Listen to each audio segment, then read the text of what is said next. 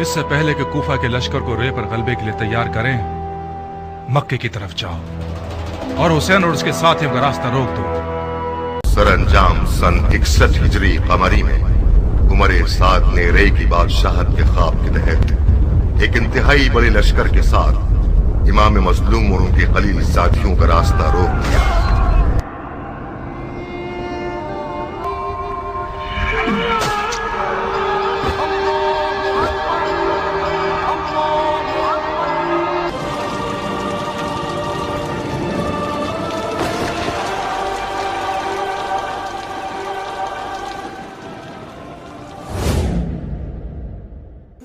اللہ کے نبی صلی اللہ علیہ وسلم پر ایمان لانے کے باوجود بھی یزید اتنا ظالم انسان کیوں تھا؟ آخر کیوں اس نے حضرت محمد صلی اللہ علیہ وسلم کے نواسے حضرت امام حسین کو اتنی بے رحمی سے شہید کرا دیا تھا؟ ہسٹری سے پتہ چلتا ہے کہ یزید حضرت امیر معاویہ کا بیٹا اور ابو سفیان کا پوتا تھا۔ یہ وہی ابو سفیان تھا جو حضور صلی اللہ علیہ وسلم کا سب سے بڑا دشمن تھا۔ تو کیا یہ نفرت یزید کو اپنے دادا سے وراثت میں ملی تھی یا خود کے ذاتی مفاد کے لیے تھی؟ جب ہسٹری کا گہرائی سے مطالعہ کیا تو کچھ ایسی باتوں کا پتہ چلا جسے سن کر ہوش اڑ گئے۔ اسلامی کیلنڈر کا پہلا مہینہ جسے ہم محرم الحرام کا مہینہ کہتے ہیں، اس مہینے کو مذہب اسلام میں ایک اہم مقام حاصل ہے۔ اس مہینے کے اہم ہونے کے ویسے تو کئی سارے ریزن ہیں، لیکن سب سے بڑی وجہ اللہ کے آخری نبی حضرت محمد صلی اللہ علیہ وسلم کے نواسے حضرت امام حسین کا اسی مہینے میں شہید ہونا ہے۔ جب بھی محرم کا مہینہ آتا ہے آپ کو حضرت امام حسین سے ریلیٹڈ بہت سے ایسے واقعات سننے کو ملتے ہیں جن سے یہ پتہ چلتا ہے کہ کربلا کے میدان میں حق اور باطل کی جنگ ہوئی تھی، یعنی حضرت امام حسین کے 72 وفادار اور یزیدی فوج کے بیچ خطرناک جنگ ہوئی تھی، جہاں حضرت امام حسین نیک اور منصف انسان تھے، وہیں دوسری طرف یزید بدکار، غیر منصف اور ظالم قسم کا انسان تھا۔ اسی وجہ سے حضرت امام حسین نے یزید کی خلافت کو قبول نہیں کیا تھا۔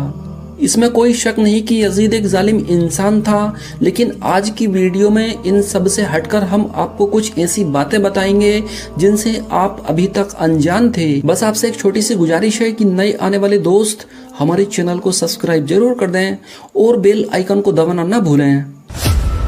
کربلا کو کربلا کے شہنشاہ پر ناز ہے، سر کٹانے والے اس نواسے پر محمد کو ناز ہے۔ یوں تو لاکھوں سر جھکے سجدے میں لیکن حسین نے وہ سجدہ کیا جس پر خدا کو ناز ہے۔ اسلام کے سب سے آخری پیغمبر یعنی حضرت محمد صلی اللہ علیہ وسلم کے اس دنیا میں ظاہری طور پر پیدا ہونے سے بھی پہلے عرب دیش میں 2 خاندانی بھائی رہا کرتے تھے، جن میں سے ایک کا نام حاسم تھا اور ایک کا نام امیہ تھا۔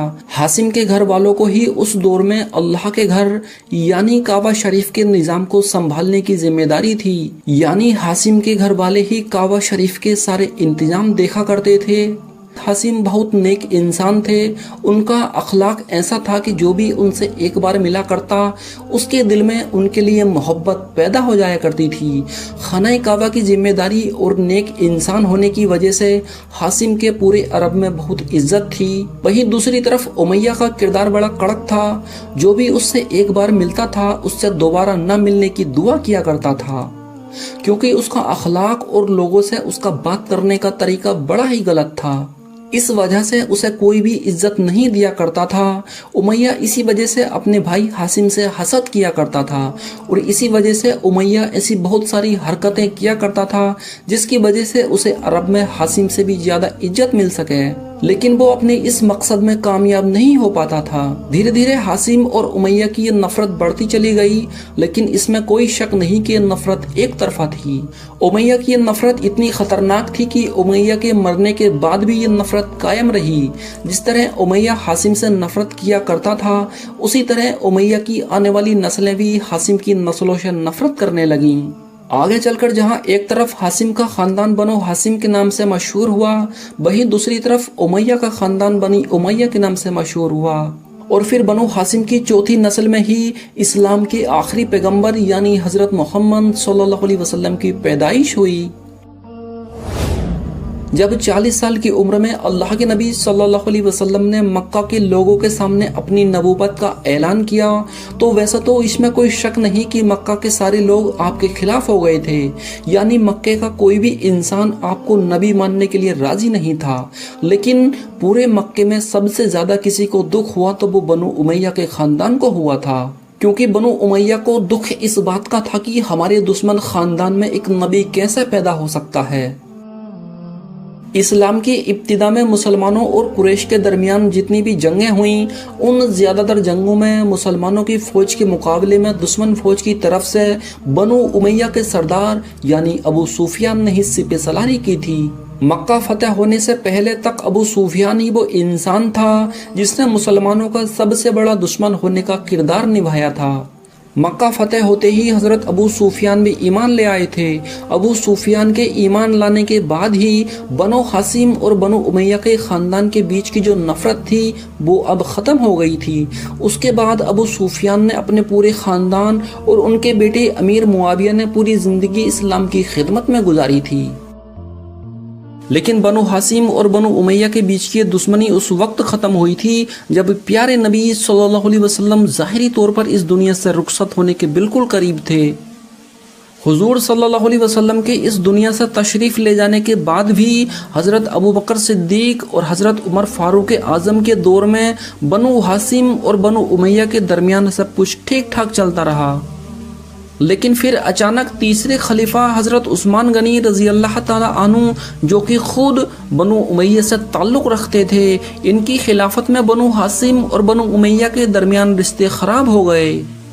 کہا جاتا ہے کہ مدینے میں مروان نام کا ایک شخص تھا جسے اس کی غلط حرکتوں کی وجہ سے مدینے سے باہر نکال دیا گیا تھا، لیکن حضرت عثمان غنی کے دور میں وہ شخص پھر سے مدینے میں آ گیا اور اس نے مدینے میں آ کر حضرت عثمان غنی رضی اللہ تعالی عنہ کے خلاف ایک گروہ کھڑا کر لیا۔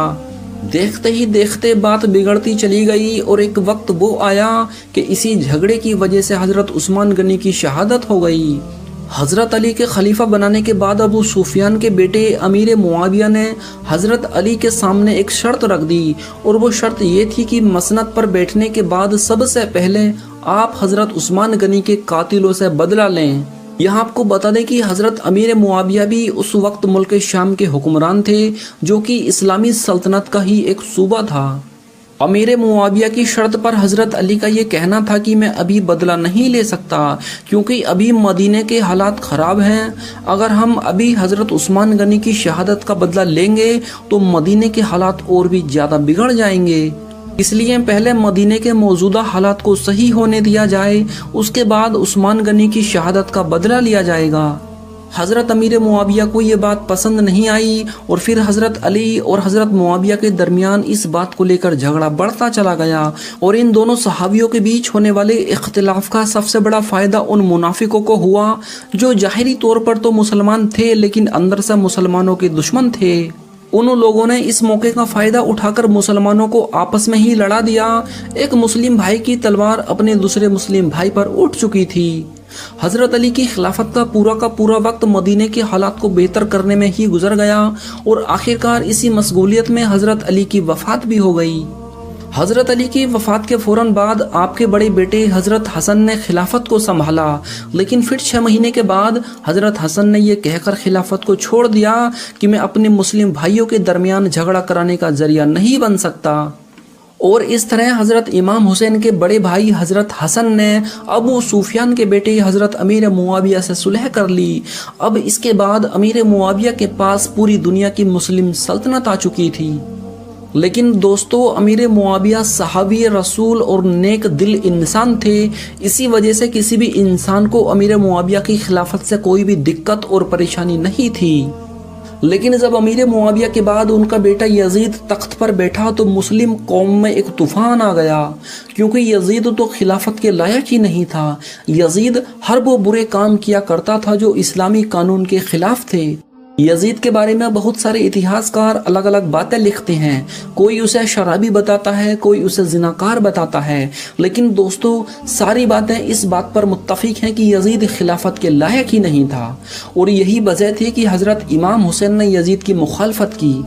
لاکھ دبام میں آ کر بھی حضرت امام حسین نے یزید کی بیعت قبول نہیں کی اور پھر اسلام کے آخری پیغمبر حضرت محمد صلی اللہ علیہ وسلم کے نواسے اور حضرت علی کے بیٹے حضرت امام حسین نے یزید کی بیعت کرنے سے انکار کر دیا اور آپ مکہ شہر واپس آ گئے۔ جب تک امام حسین مکہ شہر واپس آئے تب تک زیادہ تر لوگوں کو یہ پتہ چل چکا تھا کہ حضرت امام حسین یزید کی حکومت سے متفق نہیں ہیں۔ اسی وجہ سے حضرت امام حسین کو کوفہ شہر سے خط آنا شروع ہو گئے۔ آپ کو بتا دیں کہ کوفہ شہر میں حضرت علی کے وفاداروں کی تعداد بہت زیادہ تھی۔ اس کی وجہ یہ تھی کہ حضرت علی کے دور خلافت میں مسلم سلطنت کی جو راجدھانی تھی وہ کوفہ تھی، اس لیے حضرت علی کے چاہنے والوں کی تعداد کوفہ شہر میں بہت زیادہ تھی۔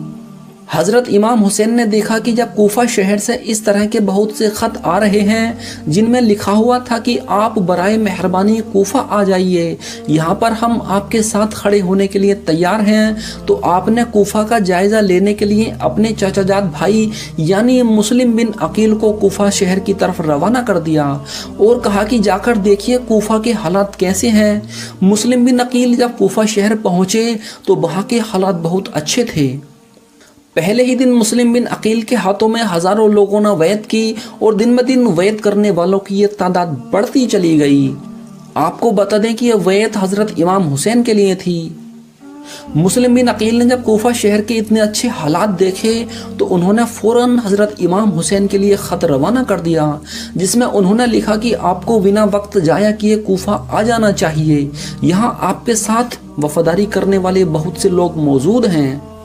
لیکن دوستو، جب تک مسلم بن عقیل نے حضرت امام حسین کے لیے خط لکھا تب تک یزید کو بھی کوفہ شہر کے حالات کے بارے میں خبر ہو چکی تھی۔ کوفہ کے ان حالاتوں کو دیکھ کر یزید کو یہ خطرہ محسوس ہونے لگا تھا کہ کہیں کوفہ کے لوگ میری سلطنت کا تختہ پلٹ نہ کر دیں۔ یزید نے فوراً اپنے سب سے زیادہ قریبی انسان کے جس کا نام ابن زیاد تھا اسے کوفہ کا گورنر بنا کر کوفہ کی طرف روانہ کر دیا۔ ابن زیاد بہت ہی ظالم انسان تھا، وہ ایک بہت بڑا لشکر لے کر کوفہ شہر میں داخل ہو گیا۔ وہاں پہنچ کر اس نے لوگوں کو ڈرانا دھمکانا شروع کر دیا۔ پہلے ہی دن کوفہ کے لوگوں کو یزید کے ظلم و ستم سے ڈرا کر حضرت امام حسین کا ساتھ دینے سے منع کر دیا۔ وہ لوگ جو اب سے 2 سے 3 دن پہلے تک حضرت امام حسین سے اپنی وفاداری کا دعویٰ کیا کرتے تھے، اب وہ لوگ حضرت امام حسین کا ساتھ چھوڑ چکے تھے۔ یزید کے ظلم کی وجہ سے کوفہ کے حالات صرف ایک ہی دن میں اتنے زیادہ خراب ہو گئے کہ حضرت امام حسین کے چچا جات بھائی یعنی کہ مسلم بن عقیل، جنہیں کوفہ کے حالات کا جائزہ لینے کے لیے وہاں بھیجا گیا تھا، انہیں اب اپنی جان بچانا بھی مشکل پڑ گیا۔ انہیں اپنی جان بچانے کے لیے ایک بوڑھی عورت کے گھر میں پناہ لینی پڑی، لیکن اس بوڑھی عورت کے شوہر نے سپاہیوں کو اپنے گھر میں حضرت مسلم بن عقیل کی موجودگی کی خبر دے دی، جس کی وجہ سے حضرت مسلم بن عقیل کو گرفتار کر لیا گیا اور کچھ لمحے بعد ہی حضرت مسلم بن عقیل کو قتل کر دیا گیا۔ وہیں دوسری طرف حضرت مسلم بن عقیل کا بھیجا ہوا خط مکہ میں حضرت امام حسین تک پہنچ چکا تھا۔ حضرت امام حسین نے فوراً کوفہ جانے کی تیاری شروع کر دی۔ حضرت امام حسین اپنے تمام اہل خانہ کو ساتھ لے کر کوفہ کی طرف روانہ ہو گئے۔ جب آپ کوفہ شہر کے بالکل قریب پہنچ گئے تو آپ کو یزیدی فوج نے روکنے کی کوشش کی اور شہر میں داخل ہونے سے منع کر دیا۔ حضرت امام حسین نے فرمایا، میں تم لوگوں کے بلانے پر ہی تو کوفہ شہر میں آیا ہوں، اگر تم چاہتے ہو کہ میں کوفہ شہر نہ آؤں تو مجھے واپس جانے دو، میں واپس جانے کے لیے راضی ہوں۔ یزیدی فوج نے حضرت امام حسین کو کوفہ شہر میں داخل نہیں ہونے دیا، لہٰذا حضرت امام حسین نے اپنے پورے گھر والوں کے ساتھ یعنی اپنے پورے قافلے کے ساتھ اپنا راستہ بدل لیا۔ چلتے چلتے جب آپ ایک چٹیل میدان میں پہنچ گئے تو آپ نے جانے والے کسی انسان سے سوال کیا کہ یہ کون سی جگہ ہے۔ آپ کو جواب ملا کہ اس جگہ کو کربلا کہا جاتا ہے۔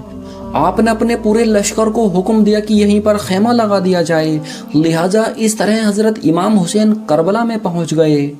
ادھر یزیدی فوج کو جب اس بات کا علم ہوا کہ حضرت امام حسین نے اپنا خیمہ کربلا میں لگا لیا ہے تو یزیدی فوج نے بھی فوراً کربلا پہنچنا شروع کر دیا۔ یزید کی جو فوج کربلا پہنچ رہی تھی اس کی سپہ سالاری ابن سعد کر رہا تھا۔ حضرت امام حسین نے ابن سعد سے کہا کہ یا تو تم مجھے یزید کے پاس لے چلو یا مجھے اپنے شہر مکہ واپس جانے دو، لیکن ابن سعد نے ان دونوں باتوں میں سے کوئی سی بھی بات قبول نہیں کی اور وہ آپ کو بیعت کرنے پر ہی مجبور کرتا رہا، لیکن آپ نے اس کی ایک بھی بات نہیں مانی۔ اسی طرح دن گزرتے رہے اور 7 محرم کا دن آ گیا۔ کربلا میں پانی کا کوئی بھی انتظام نہیں تھا سوائے ایک نہر فرات کے، لیکن 7 محرم کے دن نہر فرات کا پانی بھی حضرت امام حسین اور ان کے خیمے والوں کے لیے بند کر دیا گیا۔ حضرت امام حسین اور ان کے ساتھ تمام موجود جوان وفادار تو اس پیاس کو برداشت کرتے رہے، لیکن چھوٹے چھوٹے بچے اور عورتوں کا اس پیاس سے برا حال ہو چکا تھا۔ حضرت عباس علمبردار سے حضرت امام حسین کے 6 مہینے کے بیٹے حضرت علی اصغر کی پیاس کو نہیں دیکھا گیا۔ آپ نے ایک مسکیزہ لیا اور گھوڑے کو دوڑانا شروع کر دیا۔ آپ نہر فرات پر پہنچے اور مسکیزے میں پانی بھی بھر لیا، لیکن جب آپ پانی بھر کر واپس لوٹے تو یزیدی فوج نے آپ پر لگاتار تیر برسانے شروع کر دیے۔ حضرت عباس جب تک حضرت امام حسین کے خیمے تک پہنچ پاتے تب تک یزید کی فوج نے تیر چلا چلا کر حضرت عباس علمبردار کے جسم کو چھلنی کر دیا اور اس طرح حضرت عباس علمبردار کی بھی شہادت ہو گئی۔ اس کے بعد حضرت امام حسین کے دودھ پیتے بچے یعنی علی اصغر کو بھی شہید کر دیا گیا۔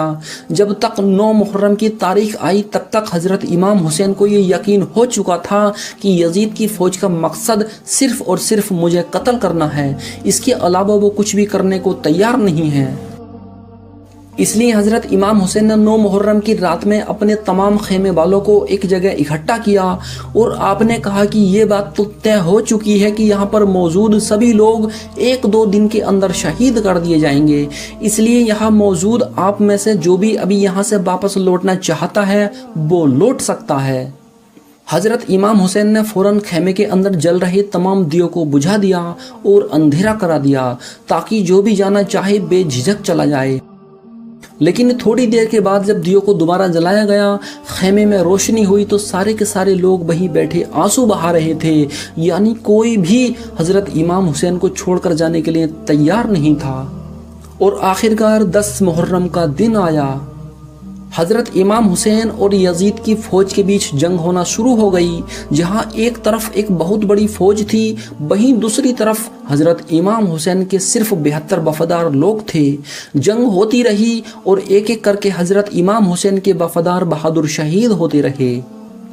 حضرت امام حسین اس بڑھاپے کی حالت میں اپنے ایک جوان بیٹے کی لاش میدان سے اٹھا کر لاتے اور پھر سے ایک دوسرے بیٹے کو ایک نئے جوش کے ساتھ اسی میدان میں جنگ کے لیے بھیجا کرتے تھے۔ دھیرے دھیرے جب حضرت امام حسین کے سبھی وفادار جوان شہید ہو گئے تو پھر اس کے بعد حضرت امام حسین نے خود تلوار لے کر میدان میں نکلنے کا فیصلہ کر لیا۔ حضرت امام حسین اپنی تلوار سے یزیدی فوج کا کافی لمبے وقت تک مقابلہ کرتے رہے۔ حضرت امام حسین کے تنہا ہونے کے بعد بھی کوئی بھی آپ کے مقابلے میں نہیں آنا چاہتا تھا، اور اس کی صرف ایک ہی وجہ تھی اور وہ یہ کہ آپ حضرت علی کے خون تھے، یعنی حضرت علی کی اولاد تھے۔ یزید کی فوج کے کمانڈر ابن سعد کو اب یقین ہو چکا تھا کہ ہم کسی بھی طرح سے حضرت علی کے بیٹے حضرت امام حسین کا مقابلہ نہیں کر سکتے، اس لیے اس نے اپنی تمام فوج کو ایک ساتھ حضرت امام حسین پر حملے کرنے کا حکم دے دیا۔ تمام فوج ایک ساتھ مل کر حضرت امام حسین پر حملہ کر رہی تھی۔ اس کے باوجود بھی امام حسین یہ ثابت کر رہے تھے کہ باطل تعداد میں چاہے کتنے بھی ہوں لیکن وہ حق اور سچ کے مقابلے میں ایک لمحہ بھی نہیں ٹک سکتے۔ دوستو، یہ حسینیت اور یزیدیت کے بیچ ایک بہت ہی خطرناک جنگ چل رہی تھی۔ اسی بیچ نماز عصر کا وقت ہو گیا۔ حضرت امام حسین رضی اللہ تعالی عنہ نے اس مشکل وقت میں اور ایسی زخمی حالت میں بھی عصر کی نماز پڑھنے کا ارادہ کیا۔ آپ نے جیسے ہی نماز پڑھنا شروع کی، یزیدی فوج کو وہ موقع مل گیا جس کا اس کو ایک لمبے وقت سے انتظار تھا، یعنی جیسے ہی حضرت امام حسین سجدے میں گئے، یزیدی فوج کے سمرجل جوسن نام کے ایک بدبخت شخص نے آپ کی گردن پر ایسا وار کیا کہ سر بدن سے الگ ہو گیا اور آپ شہید ہو گئے۔ کربلا کی اس جنگ میں حضرت امام حسین کے گھر والوں میں سے صرف ایک ہی مرد بچا تھا، جن کا نام حضرت امام زین العابدین تھا، کیونکہ یہ اس وقت بیمار تھے اور لڑنے کی حالت میں بالکل نہیں تھے۔ اس کے بعد حضرت امام حسین کے گھر کی عورتوں کو قیدی بنا کر کوفہ لایا گیا تھا۔ حضرت امام حسین کو شہید کرنے کے بعد آپ کے سر مبارک کو نیزے پر چڑھا کر پورے کوفہ میں گھمایا گیا تھا، آپ کے سر کو بلند کر کے جلوس نکالا گیا تھا۔ بھلے ہی اس دن حضرت امام حسین کو شہید کر دیا گیا تھا، لیکن آج بھی حضرت امام حسین پوری دنیا میں قیامت تک کے لیے لوگوں کے دلوں میں زندہ ہیں۔ اللہ اکبر۔